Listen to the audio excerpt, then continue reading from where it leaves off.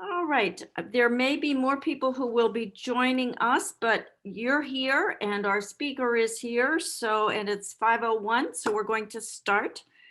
My name is Sharon Harris Ewing. I'm the assistant minister at Naples UCC, and I'm the clergy liaison. That means I'm the person on the clergy team who works with both the Justice Committee and what is now called the Environment Subcommittee, formerly known as the Green Justice Team until literally yesterday when we passed a bylaws change and they became the Environment Subcommittee. But it's because we believe that there are strong connections between justice and environmental justice issues that we're having this webinar tonight. And we want to thank you for being with us.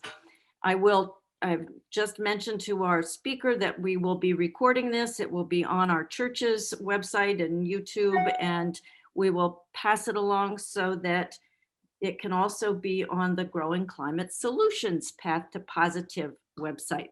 So with that, I want to say that our speaker tonight is Dr. Anna Puszkin-Chevlin. I hope I said it close to right. Perfectly. And Anna and I were just reflecting on the fact, I think we met late in 2019 before the kickoff event for Growing Climate Solutions Path to Positive Southwest Florida. And I was excited to meet her and learn about what she is doing. And Naples United Church of Christ was at the kickoff event represented by our senior minister, Reverend Dr. Dawson Taylor, and we are officially partners in this collaboration. We asked Dr. Puszkin-Chevlin to talk with us about climate change and in particular, who suffers the most, because that becomes a related justice issue or part of the justice issues around environmental change. So I told her I didn't want to read her CV. I wanted her to tell us what she thought it was important for us to know about her work and the background that brought her to this time and place. I know she has done a lot of work with businesses and communities to help them deal with environmental issues, and she can explain it so much better than I can. So welcome. Thank you, Anna. It is great to see you again, even if it is on a screen, and we really appreciate your being here. Well, thank you so much, Sharon. And it's really my pleasure to have this opportunity to talk to such a dynamic congregation, one that would think of inviting someone to talk about climate and climate justice. I do a lot of these presentations, and climate justice is something I've talked about and mentioned, but this is the first time that I've actually put together a unique presentation highlighting this issue, and it's critically important. I am a climate educator. That's what I would describe myself as. I come at this from an urban planning background. So before I did this, I studied urban planning and taught urban planning. So a lot of my work is how the built environment and the people are impacted by climate change and what we have to do to plan for a more resilient future. And many times, different kinds of issues become germane to that conversation. You get real estate people involved, business people involved, and the voices that are not heard are the ones that suffer. So bringing the issue of climate justice out front and center is critically important. So tonight's presentation is my first cut at presenting these issues up front and center in the context of what climate change can do. So I'm going to share my screen with you, and I hope you enjoy following along as I narrate a bit about this topic. So we'll take a moment, and I will share the screen. Are we good now? We are. It is the presenter's view, but I think if you just go to start slideshow, there we go. Ready to go. And you're seeing the presenter's view? No, we're seeing the slide, number one. Okay, sorry about that, folks, but it takes a little bit to get started. So once again, I'm really excited to talk about this topic with you. And what we're going to address are a bunch of different topics. Follow me on this journey. So as we begin tonight, it is really apropos that it's about a year ago that COVID was first discovered on our shores. And it's been a very turbulent year, very difficult for many of us. We've lost a lot, and we've also changed a lot. And I think that most people on this call can relate to lifestyle changes they've made in response to COVID. So today we find that about 33% of our workforce is working from home full-time, and 25% are working from home part-time. But what's hidden in that number is that that's not equally distributed in our demographics. Only 1 in 5 Black workers are working from home, and only 1 in 6 Hispanics can work from home. Another thing that we've noticed is that when COVID started, we've made a lot of home improvements. In fact, Business Wire found that about 57% of Americans started some kind of home renovation or improvement project. But that assumes that you have a home to improve, right? And that you have disposable income. We know that the economic downturn has disproportionately hurt minority families. Today, we know that African Americans in our community have an 11% unemployment compared to 6% for white unemployed people. And among Blacks and Hispanics, only about 36% of them claim to have rent insecurity, the inability to pay rent next month. Compare that to only 20% of white households. We also know that at the beginning of COVID, when we didn't know what was going to happen and whether food supplies were going to be cut, the run on the grocery stores, many of us started planting gardens and trying to compost and growing peppers. I tried. And in fact, that trend was all over the United States. Scott's, that owns Miracle Grow, noted a 36% increase in the use of their potting soils at the beginning of COVID. But food insecurity is particularly bad for disadvantaged communities. About 2%, about twice as many Black and Hispanic families with kids find themselves food insecure at the end of COVID. So COVID has been pretty good on climate change. In fact, a recent report came out that emissions in the United States dropped 10%. And that's something to applaud. And if that trend was sustained, the United States could be within striking distance of meeting its goals for the Paris Climate Agreement. But we have to think that when we make these adjustments in our lifestyle and when we shoot to reduce emissions, we have to do it with an economic recovery that's going to be inclusive, because there are disparities and significant ones that led us to that good milestone. And while we want to preserve it, we want to create a more equitable recovery. So when I talk about climate and climate justice, it's more than just a term. It's a movement that acknowledges that climate change can have differing social, economic, and public health impacts, particularly on underprivileged populations.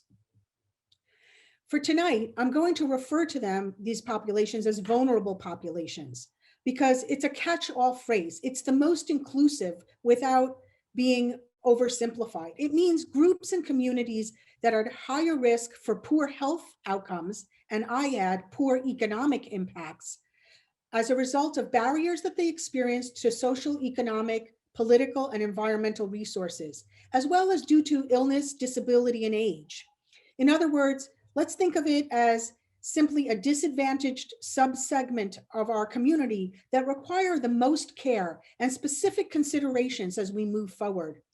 I know that in using the word vulnerable populations, I'm being inclusive and I am oversimplifying, because within that population, there are many factors at play. And I don't mean to lump them all together, but for tonight's conversations, each of you can interpret which segment of that population I'm referring to, depending on the topic. So today's presentation is divided into 3 parts. First, I'll talk about climate change and its impacts on vulnerable populations, specifically in Southwest Florida. We'll talk about hurricanes, which we're most familiar with, sea level rise, changes in precipitation, and increased heat. Then I will switch over and talk about some of the solutions. How do we mitigate greenhouse gases? And how do we adapt to the heat and flooding that we anticipate will happen even if we were to reduce greenhouse gas emissions today? Some of those impacts are already wired into our ecosystem. And finally, I'll wrap it up with the power of your engagement and your ability to communicate on these topics. So let's start with just what are the impacts? And I'll refer to 4 big ones, though there are multiple impacts in terms of the ecology and economy. But let's talk about coastal storms, sea level rise, changes in precipitation, variability, and heat waves. We know that June 1st comes and we all prepare for hurricanes. But in the future, in a warming world, hurricanes are going to be wetter and stronger. In other words, for every 1.7 degrees of temperature increase in Fahrenheit, the air can hold 7% more moisture. And that's significant because if you remember Hurricane Harvey and Hurricane Maria, they were real soaker events that led to an inordinate amount of flooding.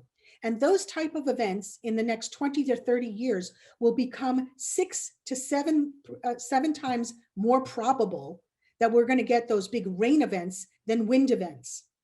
Another impact is that as the oceans warm, the hurricanes will get stronger. For every 1 degree Fahrenheit of water temperature increase, storms typically become about 15 to 20 miles an hour faster.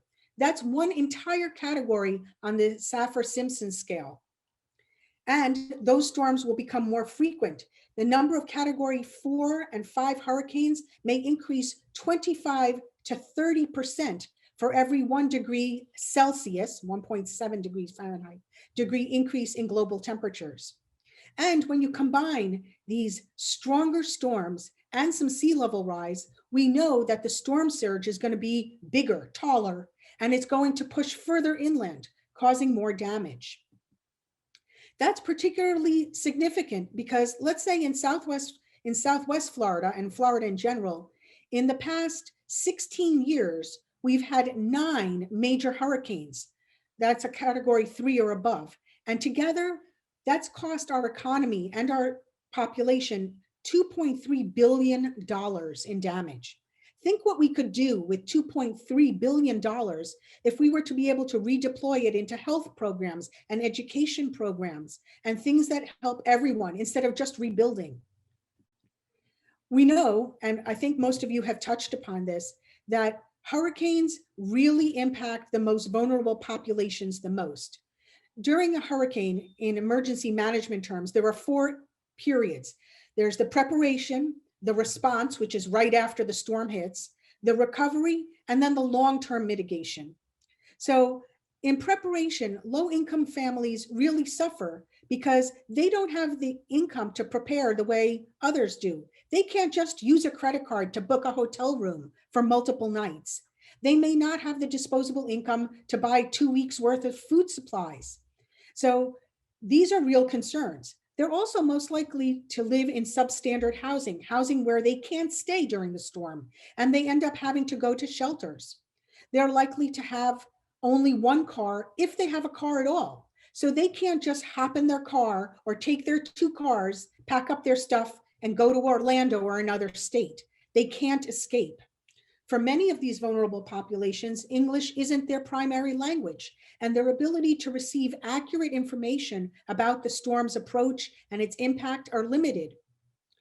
After the storm, the recovery is particularly difficult for vulnerable groups. They are less likely to be homeowners, and if they are, to have good coverage on their insurance. Even as renters, many of them will not have content insurance. They're also dependent on their landlord to make the repairs on the building.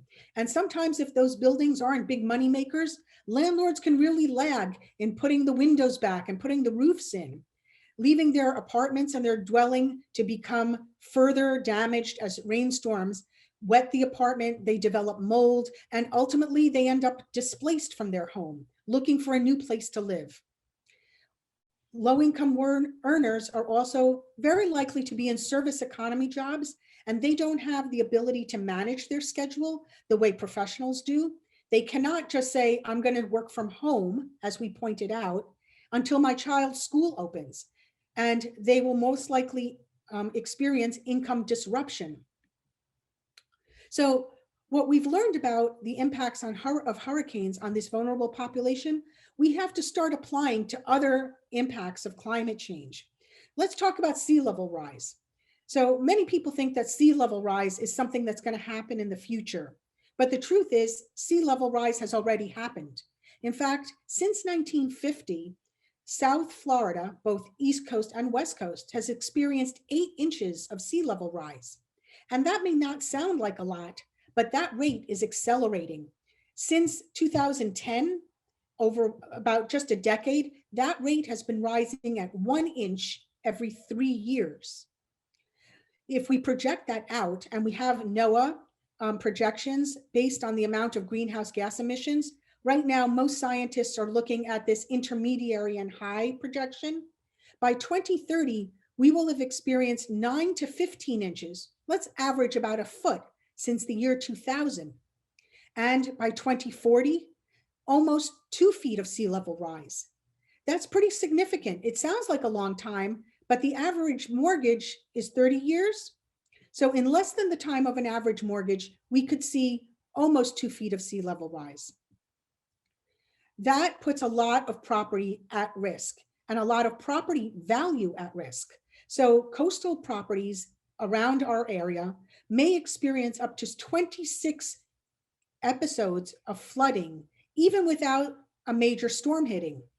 We're in good company in Florida. There are about 100 zip codes in Florida with over 40% of their property value at risk. Naples, Sanibel, and Fort Myers rank high on this risk factor. According to a study done by Zillow in 2019, Naples, Sanibel, and Fort Myers ranked 10th, 26th, and 32nd of all metropolitan areas in the United States in terms of the property value at risk. Now, we may think of this as, well, this is a wealthy person's problem. It's those homes that are against, the coastal interface. But that is only part of the equation. Those homes also pay the lion's share of property tax. And if those values decline, so will the property tax that cities and localities collect from those taxpayers. And then the public revenue will decline, and cities and counties will have less revenue to provide essential services that benefit everyone. They won't be able to pay their emergency responders. They may not be able to spend the money on the infrastructure they need to fix to create more resilience. The other issue is the cost of that protection. So typically, the way we've looked at sea level rise and coastal storms is to do beach nourishment. You've seen these projects, the ones featured on the left-hand side of the slide, but these are pretty expensive. Right now, many of our beaches get nourished in a financial combination with the federal government that picks up the large majority of the cost. Counties pick up a portion and localities split it with the county. And we argue that this expenditure is really important because beaches are a driver of our local economy, creating jobs and tourism. But over time, the cost of this is going to go up. Many more coastal communities around the United States are going to need these projects, and the ability of the federal government to fund them may decline. So then the greater share will have to be borne by localities. And we have to wonder, where is that money going to come from? From which part of the city's budget, especially if revenue is decreasing? It's not just the beach. Homeowners are going to want seawalls to protect their homes. They're not our favorite form of protection, but people do argue for them. And when they say they don't want a seawall, they would prefer to see, living shorelines like you see in the bottom left. These are much better projects in terms of habitat for fish and for other aquatics. They're more natural, and preserving mangroves is critically important because they break up the waves. But buying the land to conserve those mangroves or implementing projects like a living shoreline, when they're even feasible, is enormously expensive. And the argument will always come, do we want to spend more money to protect these homes, or do we have other things to do with our limited funds? So the issue of living on the shoreline is also an issue of gentrification, believe it or not. That's primarily because the cost of insurance is going up. And perhaps only people that are very wealthy will be able to afford the insurance on these homes. And as longtime residents in small homes who've been there for 20 or 30 years can no longer pick up the premium of even the National Flood Insurance Program costs, they sell out. And only wealthy people who can buy for cash, who don't need to insure their property for their mortgage, they'll be the only ones who can live on the shoreline. So what we might be seeing over time is sort of a coastal gentrification. Changing the topic, a different impact of climate change is precipitation extremes, what we call wetter wets and drier dries. And we've seen that already in Collier County. 2 years ago, Collier County saw a storm that brought 17 inches of rain and caused massive flooding. On the other hand, we find that drier dries will increase the risk of brush fires. Drier dries will also impact our wildlife. Migrating birds that need puddles and waterways to find food as they fly will no longer find them, and the ecology will change with these precipitation extremes. But let's focus a moment on the flooding, because this is an issue that's very problematic for low-income communities. We know from studies done after Harvey and in Katrina that low-income neighborhoods and many communities of color are located in the lowest lying area. That's because that land is often the cheapest and the land where they can afford to build homes. I tried to see if that was true in our region, and without a GIS system, I really couldn't get too far into the details. But what I did do is pull up the areas of our community based on their percentage of Hispanic and Black residents, and they're highlighted here in the darker colors. And then I pulled up the FEMA maps for Lee County on the top and for Golden Gate on the bottom. And what we see here is that these areas are low-lying and at risk for flood. Even areas inland like Golden Gate, you see that the pink is dry land, but there is plenty of yellow here and sort of orangey color, and these are areas that are prone to flood. So even inland areas, poor people tend to co-locate in areas of highest risk. Why is that? Well, one explanation is that not only is the land cheaper in the low-lying areas, but these neighborhoods also tend to have fewer green spaces, fewer park spaces, and be developed more with pavement. That landscape isn't able to absorb water. Water runs off into the streets and causes flooding. These neighborhoods tend to have older infrastructure. Their streets may not be improved on a regular basis. Their lift stations and sewer stations may not have new pumps, and they can be overwhelmed. So it's not just an issue of property loss, but as their cars flood, people push them out. They drown there are incidences of drowning. People get injured because you can't see what's under the water. They can step in the wrong way. They can catch their foot in a grate. We find a lot of both morbidity and mortality in flood situations. Flood also impacts the quality of our water. So when it rains a lot and it pours in the summertime, fertilizer from adjoining communities washes off into the canal system. And after the storm is over and the canals are lowered, that nutrient-laden water stays around and gets kind of warm, like a petri dish. And it blooms these harmful algal blooms. And those blooms go out through our canal system into the estuaries and really do a job on our beaches and our fish and our economy. But think about how many times you saw a man or a woman fishing off of those bridges. They may be fishing for their dinner. And those fish often have high levels of toxicity due to the algal blooms or other fertilizers, mercury. There are all kinds of impacts there. We also note that substandard housing is often connected to septic tanks, while more formal housing is now connected to the sewer lines. When it rains a lot, old septic systems overflow. They just can't, soak up this water, and the bacteria from the septic system can float to the top.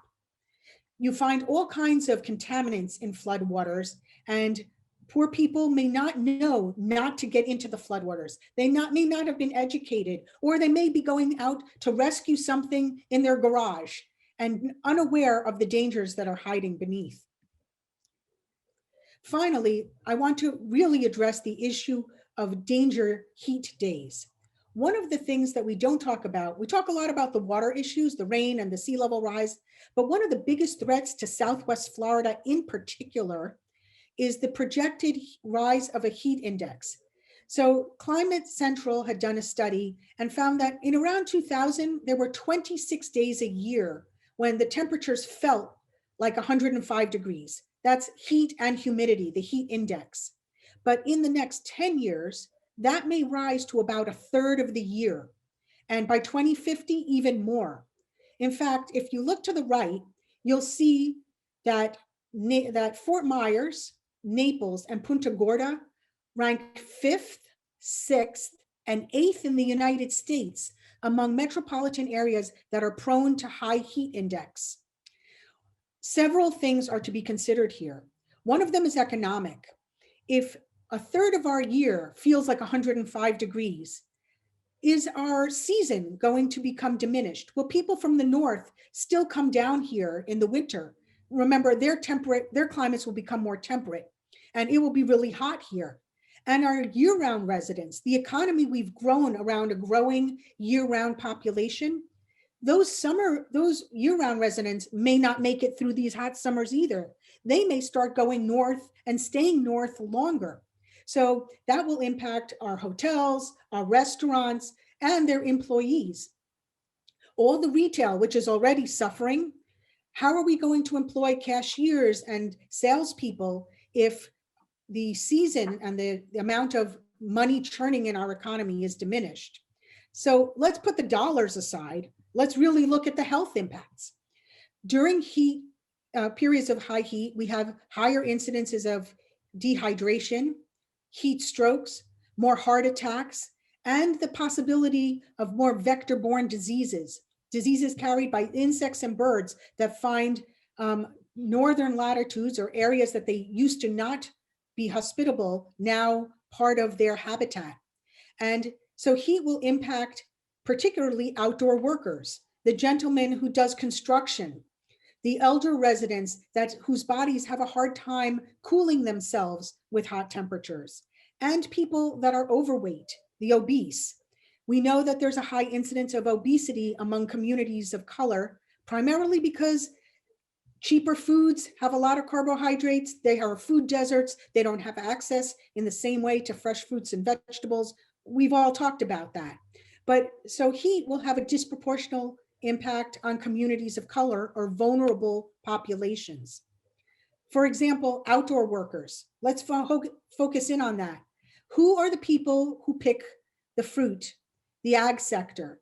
Who is in the field? Migrant workers, Spanish-speaking workers. Who's doing your landscaping? Who's putting the roof on your house? Who do you see out there fixing the roads? A high percentage of that outdoor workforce are people of color. And it impacts their employers too. They've lost about 15 to 20% of productivity hours due to heat in 2018. This translates into actual deaths.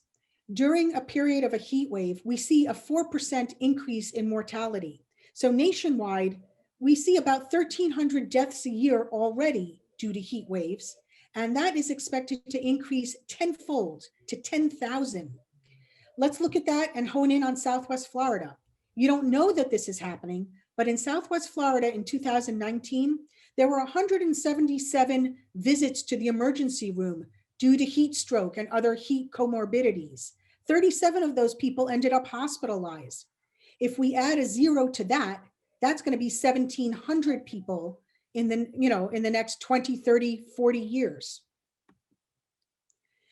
We also have to acknowledge that heat impacts the quality of the air. The hotter it gets, the more poor air quality days we get, because we get more ground level ozone. And when you have more rain and more heat, trees tend to produce more pollen earlier in the season. And that's particularly difficult on asthmatics and people with respiratory disease. Who suffers there? Again, people of color, children, and the elderly. For example, nationwide, Black children are 4 times 4 times more likely than their white counterparts to die from an asthma attack. Hispanic children are twice as likely to die from an asthma attack as their non-Hispanic white counterparts. Even among Black adults, they're 3 times more likely to die from asthma. African American women have the highest asthma rates. So we have to consider that with heat and climate change, we're going to disproportionately impact these populations. A recent study came out this past year, which was fascinating. According to JAMA, a study published there, which looked at 32 million births over 12 years, they found a correlation between heat, ozone, PM2.5, which are particulates that hang in the air, it's little particle matters, and the incidence of premature birth weights, low birth weights and premature births and stillbirths. When they mapped it out on GIS, which communities were impacted? Don't be surprised, communities of color. Finally, and as a last point on the impacts, many people start to think that, well, if we have a carbon-rich atmosphere, won't that actually help food and agriculture? But the real science is showing otherwise. So for example, corn, which is a staple of all diets, the corn needs several nights of lower temperatures for the grain to fill and become, its largest and yield the most, most nutrients. And when the temperatures get warm and we don't have those low temperatures, the husks just don't grow as large and we lose value. And that causes the cost of food that has corn product to rise. Corn oil, corn tortillas, those prices will increase marginally as the yield goes down. Right here in Florida, we have a thriving blueberry economy, and blueberries need 150 hours of temperatures below 40 degrees to be viable. I didn't know that. I learned it from the ag extension officer. If we don't get those cold freezes during the winter months, that crop may become non-viable in Florida, and that impacts employment of the people who pick that crop. And that land and those farmers may start to consider turning that land over for development, and we lose ag land, and that impacts our native species and employment and causes more harm to those communities. Okay, so enough with all the impacts. What do we do about it, right? We want to focus on some positive things. So when we think of these solutions, I like to talk about both mitigating the greenhouse gases and adapting to the impacts. Let's look at mitigation. Let's focus in on where greenhouse gases are being created in our state. 45% of the greenhouse gases are emissions from transportation. And just about the same amount, 43%, is electricity production. That's because in Florida, we use electricity not just for computers and TVs, but to cool our houses and our air conditioning. In the north, residential homes are mostly heated with natural gas and oil, but here in Florida, we're all electric. So let's hone in on those two segments. The average American produces about 50,000 pounds of CO2 equivalents each year, and 20% of that is from driving our cars. So the natural place to start looking at reducing emissions is to drive less and to drive electric. But in terms of vulnerable populations, we have to go beyond modifying our car habit. We have to invest in transit, because many of these people have one car or no cars, and they use transit and public transportation to get to work. And even if they do have a car, they have multiple people working in that household. Somebody is using public transit. So we need to prioritize making an efficient public transit system, one that's accessible to all, and one that runs on clean energy. And what I mean by that is efficiency. Buses that run once every 45 minutes to an hour are not particularly conducive to you wanting to get on a bus. You miss that bus, you're sitting outdoors in the heat and the rain. And you know how many of those bus stops actually have a shelter? Those people sit by a standing pole for 45 minutes waiting for a bus to come. So making an effective and efficient public transit system helps everyone. We also need to accommodate bikes and rideshare and walking, since many people who don't have cars use bikes to get around. And that means more than just buying bikes and creating bike programs. That's a lot for tourism and entertainment. Most people don't use those services. They're kind of expensive. But it's creating a built environment that's conducive to multiple modalities of transportation and transport. Look at this complete street. We call it complete because it doesn't just take cars into account. The sidewalks are wide and conducive to people who want to walk and window shop. At the end of the street, they bulb out, creating a large area to gather, but it also shortens the distance of the crosswalk, allowing the elderly or the disabled to walk across the street without having to run. Notice here we have a separated bike lane marked in green. It's protected from the car traffic by parked cars and landscaping. These kinds of infrastructure investments are expensive, but they're really important to create a built environment that is accessible and desirable, not just to car owners and trucks, but to everybody in whichever way they have to move. I also told you that we need to lower or change our electricity to cleaner electricity, and there's no better way to do that than with solar. Solar costs have dropped 67% in the past decade. You can now make a return on your investment on a solar installation in about 6 to 7 years and be running your household for practically pennies for your electricity. And who would need that more than low-income housing or low-income residents? If they could not pay utility bills, think about the amount of income they would have for food or for their children's education. But we have a discrepancy here because a lot of low-income residents don't own a home. They can't put solar on their roof. They're renters. And the way we finance solar and make it, cost effective is based largely on tax abatements. Unfortunately, 42% of the nation's potential solar rooftops are on low and moderate income housing, but they can't take advantage of those tax abatements. Let's say you're paying very little tax. The amount of abatement that you would get wouldn't offset what you're paying. Or if you're living, let's say, in a Habitat for Humanity house, Habitat for Humanity as a nonprofit has a hard time taking advantage of those abatements. There are workarounds. You can do a leased system, but really basing our affordability of solar on tax abatement programs is not conducive to making it accessible to everyone. New programs should look at reducing the upfront costs for all. And as we grow our greener economy, as we rebound from COVID, we want to make sure that that growing industry is inclusive. If you look at the green workforce, look in these charts.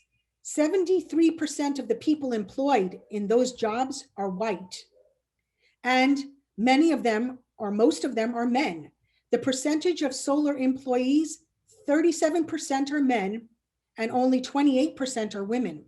At the senior executive level, 88% of those companies are owned by whites, 80% of them are owned by men. So as we grow our new and green economy, as we come back from COVID, we want to make sure that in this transition, we're inclusive. Maybe we need set-asides for companies that are local and owned by people of color. Maybe we need to create these training programs at the high school and community college level to encourage those communities to get into the green economy. So now we're going to turn quickly to the solutions in terms of adaptation. What can we do to adapt, not to mitigate the greenhouse gases, but for the impacts that we know are coming? Well, building codes are a really good start because building codes work. What we've learned, and you can see it in this picture of Mexico Beach, the only thing standing after Hurricane Michael was the new housing built to the new hurricane code. But the problem with building codes is, one, they don't take into account any kind of standard for trailers or substandard housing. Two, every time we try to increase the strength of the code and make it stronger to meet those stronger hurricanes, we get incredible pushback from the development community. They say that that increases the cost of housing and makes housing ownership unaffordable or unattainable for low-income communities. But that's a double-edged sword because yes, while it may increase the cost marginally, making it a little bit more difficult for those homeowners to buy into home ownership, people who've spent every last dime for the down payment are the least able to weather the impacts if the house is damaged or the roof blows off or they get damaged. So yes, we need to perhaps subsidize that increase, but we can't build to a lower code and expect the people with the least ability to recover to take the biggest hit. Finally, the problem with increasing the building code is all the existing inventory. So who's living in the newest homes? Usually not the poorest people. They live in the older homes. They, as other groups, trade up. And the pre-existing inventory never quite adapts to the new building code unless they're doing a renovation of 50% of the value or greater. So essentially never.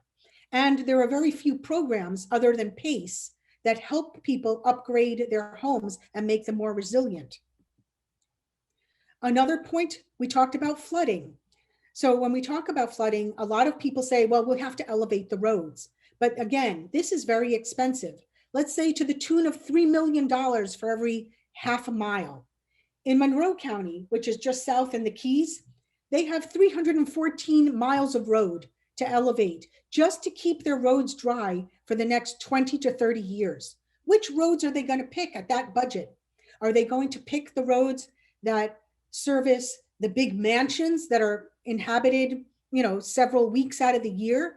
Or are they going to prioritize roads in low-income neighborhoods, people who have to get to work every day? The problem is that sometimes these decisions are done with a cost-benefit analysis, and you want to have a cost-benefit ratio of greater than 1. It costs more, you get more protection. But it's much easier to show a positive cost-benefit ratio if the assets you're protecting are very valuable. It's much harder, and you need many more assets if the home you're protecting is only worth $125,000, not $1 million. So as public officials make these decisions of how to spend public money, somebody has to speak up and make sure that those investments are equitable. To do this, I ask people to think regionally and to consult with others in their profession, come up with better policies. And one way to do that is through cooperation. And right here in Southwest Florida, we are trying to form the Southwest Florida Regional Resiliency Compact. That's a model that's mimicked what's happening on the East Coast and in Central Florida, where cities get together with their counties and they create a cooperative arrangement to discuss climate resilience policies and investments and invest together, develop a coordinated plan so that the whole region moves together. We're still trying to get this passed. And as it makes its way through our community, if you hear that this is being discussed in Fort Myers Beach or Cape Coral, urge your officials to support this concept. It's really, really important. Finally, I want to touch upon the impacts of heat and how to solve for that. Some of it's really simple and cost effective. We need to shade our windows and reduce the heat load in our buildings. Simple things like shades that block heat instead of, papery curtains. We need to use our ceiling fans. It sounds kind of simple, but that's not there for decoration. Running a ceiling fan can lower the ambient temperature in a room about 3 to 4 degrees, and it's way more efficient in terms of electricity than air conditioning. And finally, we have to think about shade, not just as a decorative thing on your patio, but as a functional part of the home. Think about a low-income house. How many of them come with fans built in? How many of them actually have a covered outdoor area for families to barbecue? These are considered luxuries, but they're not luxuries in an era where we're going to be facing warmer temperatures and higher heat wave, more incidences of heat waves. Another really key piece is plant trees. This is a home in Lehigh Acres. Notice there are no vegetation, no foliage on the front lawn. Trees provide shade, and shade reduces ambient temperatures by at least 10 degrees. So planting trees in our communities is really important. Trees also are a carbon sink. They take carbon dioxide out of the air. And they improve air quality and water quality. The roots of the trees slow the water that's running off the lawn so it doesn't end up on the street and can percolate through the lawn and recharge our aquifers. Trees also improve property values. So when this resident wants to trade up, they get more for their money. And it improves mental health and well-being while they're in the home. So real things we can do. We can join with other congregations and help our neighbors plant more trees, reforest or recanopy our public areas, even our own property and properties that we own for nonprofits like the church, which has beautiful landscaping, by the way. When we get really creative, look what the city of New York did. They were trying to fight urban heat island. That's the increased temperature that urban areas experience because they have a lot of pavement and dark surfaces that absorb sunlight and that radiates in the evenings. They painted 7 million square feet of rooftop with white, and that lowered the ambient temperatures 5 to 7 degrees. That's 5 to 7 degrees of cooler temperatures, less work for those air conditioners, less electricity consumed, less utility bills for those users, more comfortable in neighborhoods. This idea is becoming kind of popular. In Los Angeles, they started coating their streets, which were gray, with white. And they found that the road top was 10 degrees cooler. So there are a lot of creative things to do. And we really have to look at the next steps and our role in making these steps come to fruition. So the first thing I'm going to ask is something selfish. I hope that if you hadn't heard of Growing Climate Solutions, you choose to follow us, join us electronically, go to the growingclimatesolutions.org website, sign up for our newsletter. I hope that you will learn something. I publish all kinds of cool, interesting articles on climate. You can also follow us on social media and post on our social media. Take maybe 30 seconds at the end of this meeting to post what you learned today and let your friends and family know that you're interested in climate. You care about these issues and you care about them in terms of the equity for your neighbors. I'm also hosting a speaker series that's starting in February. It's a 3-part series, so you can learn about different aspects of climate each month. The first one on February 24th will feature Representative former Congressman from South Carolina, Bob Inglis. And then after that, we're going to have a Rear Admiral talking about climate, oceans, and security. And finally, a real estate professor from the Wharton School of Business talking about declining real estate values. So there are many opportunities to learn. I hope today is the first day of your journey. And once you become engaged, please talk about this with friends and neighbors. I know it's difficult, and there are a lot of people in this community that find climate too political, but these difficult conversations are best had with friends and neighbors in casual settings. Tell them what you learn. Tell them that you care. Try to engage others to be more receptive to learning about climate change.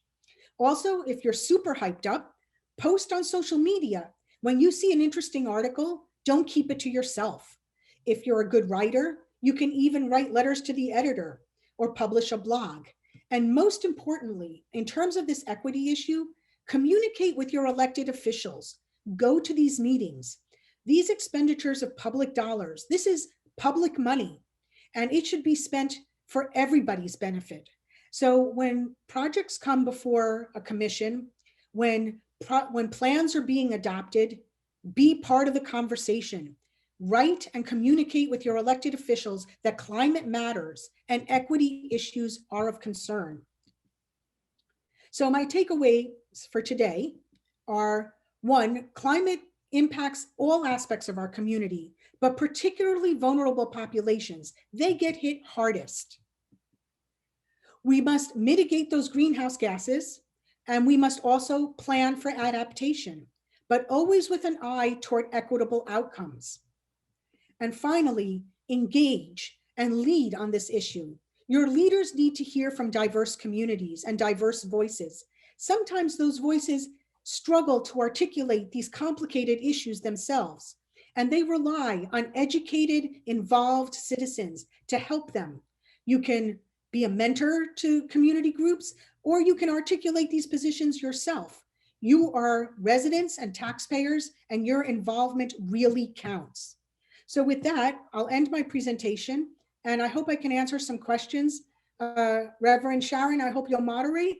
I will certainly do that. Those of you who are watching, you should see at the bottom of your screen a Q&A. I invite you to submit questions and I will ask Anna to answer them.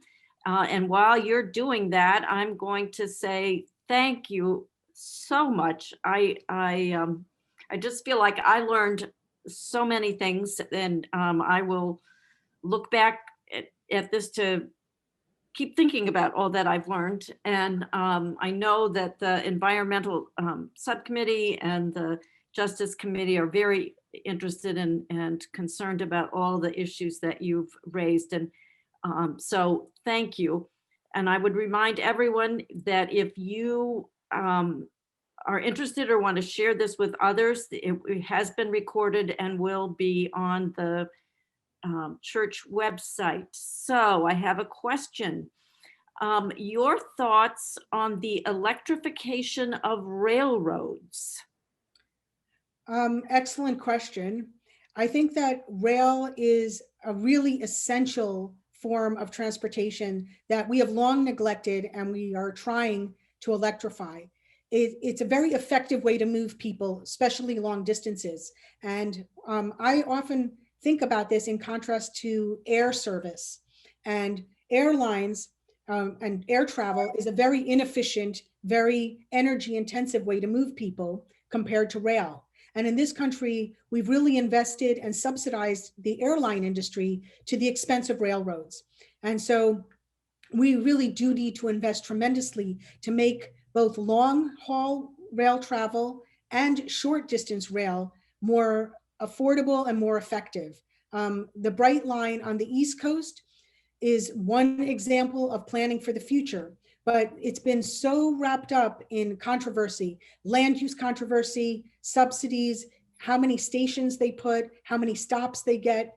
We've got to cut the bull and get to business, because moving rail, having a really efficient rail infrastructure will reduce our reliance on air travel and will also take cars off the road and make it easier to get to cities. The problem is our land use isn't very conducive to that. We have a very strong sprawl pattern. And when we use rail, we have it's even though it's effective, it's the last mile that becomes really difficult. So we have to invest in electrifying the rail, making the schedules really, efficient for people to use. But when they get to their final destination, they have to use a clean form of energy to get to the final spot, from the rail station to work or to home. And this is where we have to get creative. These kind of electrified shuttles, the ability to use bike and rental, bike share to do the last mile. It's a whole new way of thinking. And very few cities are really 110% in on that yet. All right, thank you. I have another question. Do you or does the Growing Climate Solutions send out notification when the commission is looking, or any of the local commissions are looking at legislation or development proposals where these kinds of issues would be a part of it, and we would want to say, please take into account these factors? Growing Climate Solutions does not track the commission agendas for the multiple cities in our region. That would just be a full-time endeavor, and I'm only one person. Also, one important thing about Growing Climate Solutions is that we, because climate is a difficult topic, particularly here in Southwest Florida, we are, staying out of the politics. We really don't want to get engaged in discussions of policies and the politics of local government, because that will turn off people and will be seen as partisan in one way or another, make more enemies than friends. And we're here really to push an education agenda. We believe that awareness is our best way to bring more people into the fold. But there are groups that do advocacy work, like, Climate Reality and Citizens Climate Lobby, and they do track a lot of these issues. So if you're joining, an organization like mine that's focused on awareness, you might also want to look at other environmental groups that do track policy issues and have calls for action where they need people to write letters. So I would definitely encourage you to connect, or just to, put yourself on a calendar to check the calendar every 2 weeks and see if there's anything of interest. The one issue that Growing Climate Solutions is supporting, because it's regional in nature, is the support of the Climate Compact. We are working with FGCU, who is helping to organize this. We are supporting their efforts in educating the public about what the Climate Compact is and what it's not. And we're trying to educate elected officials to support it. But that's the only policy issue where we're sticking our fingers. Thank you. That's helpful, and actually is a perfect segue to the last question I think we have time for, and that is, in terms of promoting awareness and education, do you ever talk to groups like condo associations or associations of condo associations as they're thinking about what they do? Absolutely. I mean, I spoke to Gray Oaks, for example, and I'm looking for other opportunities to speak to some of these neighborhood associations. There's a lot that they can do, everything from native landscaping to planting more trees, to composting, to improving recycling. There are, I look for these opportunities. And if anybody wants me to do a presentation, just reach out to me on Growing Climate Solutions, and I'll try to schedule a virtual meeting, and maybe later in the year, in-person meetings. I have reached out to the Admiralty condominiums out on the water. There have been occasions where I speak to those groups, particularly in terms of solar. There's a lot of common space that they could possibly do. So bring it on is what I say. Try to connect me to these groups, and as well as with your professions. And this is another aspect of Growing Climate Solutions. The way we're growing out our endeavor, our initiative here, is to work with communities of faith, health professionals, business groups, and to each of them, approach them on their terms. So if there's a professional organization like the Institute of Architects, they have a Southwest Florida chapter. I spoke to them and we talked just about built environment. If you're a doctor or a pediatrician and you want to bring a discussion like this to a pediatric organization or to a nursing association, either I or one of my colleagues from Eco America do these presentations for specific professional organizations. I've spoken to journalists. We're willing to talk to a variety of audiences, and condominiums are definitely in that fold. Great. Well, I suspect you'll be getting some calls from some people I know are watching.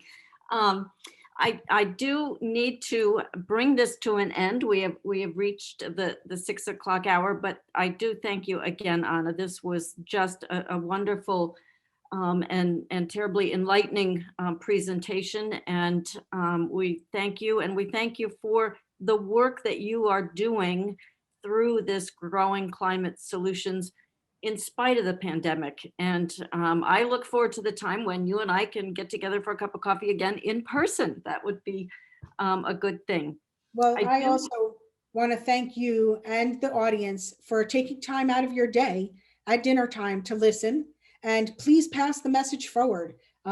So engage, and don't give up. It can be frustrating. It can be difficult. Some of these conversations are very difficult to have, especially with some people that are your friends, but may not share your views. But it's really important to have courage, to know that as a ministry, we care about others and we care about this God's creation, and we're all here to work together to preserve a quality of life for everyone. So be inspired and be courageous. Thank you. And I have two quick announcements. One, Bob and Martha Selby, who chaired the Environment Subcommittee, want you to know that they will be sending the people who participated tonight a resource list as a follow-up with some organizations and some books and a variety of resources. So you can look for that. And I also want to put in a plug on Monday, March 8th. The Justice Committee will have another webinar, same time, 5 to 6 p.m. And that will be about the work that legal aid is doing in Immokalee across the board. A lot of different kinds of important work that we've been learning about and want to share with you. So with that, I'm going to say good night. Thank you again, Anna, and thank you to all who have watched tonight. And I will just reiterate what Anna said, spread the word. Thanks very much. Thank Good you night. so much. Well, thank you. Good night. Good night.